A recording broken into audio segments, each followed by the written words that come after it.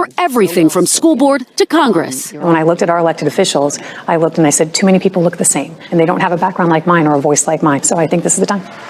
The disparity between Republican and Democratic women in office is stark. At the state level, twice as many Democrats as Republicans. And in Congress, just 21 Republican women in the House and Senate compared with 106 Democrats.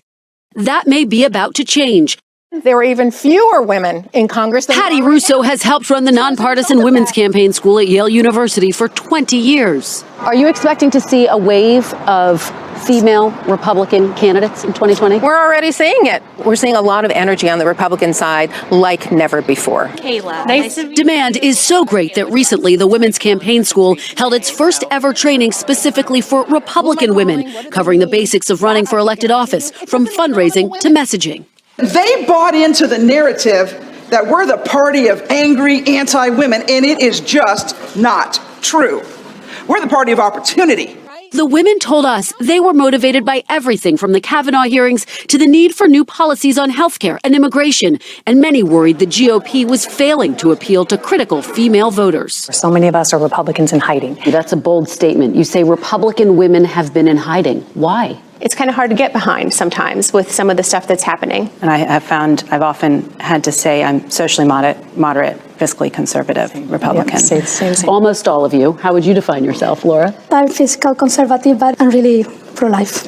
And I think that's a good point, because I think that there's room for all of that in the Republican Party. And what I'm finding is that there seems to be like a litmus test. If you don't pass these certain things, which don't even really match up, in my opinion, to what traditional Republican values are, then you're not considered a Republican anymore. How will you answer questions about how President Trump has at times spoken about women? You know, comments on things, it goes back to his tone or how he was raised or what his family. I don't judge people on that. He has said some dumb things.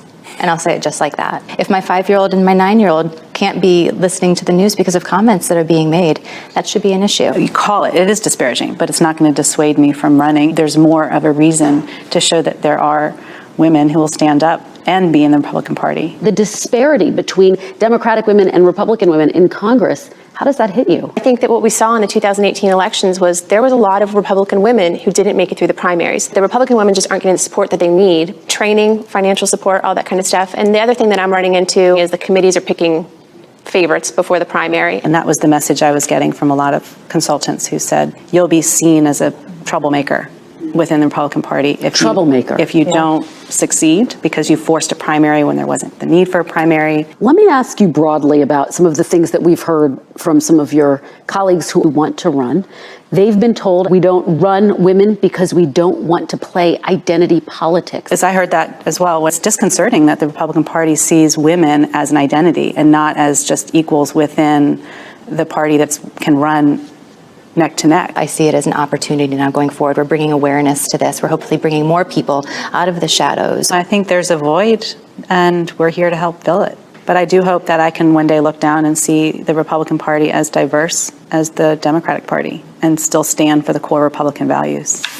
And all of the women said they know they face an uphill climb, both within the party and among voters. In fact, since that interview, 2 of the women lost their Republican primaries. And guys, what struck me, this was a diverse group of women who had different reasons for wanting to get into the game of politics, but they knew very little about it. So they're really challenging themselves because they're that passionate about the issues.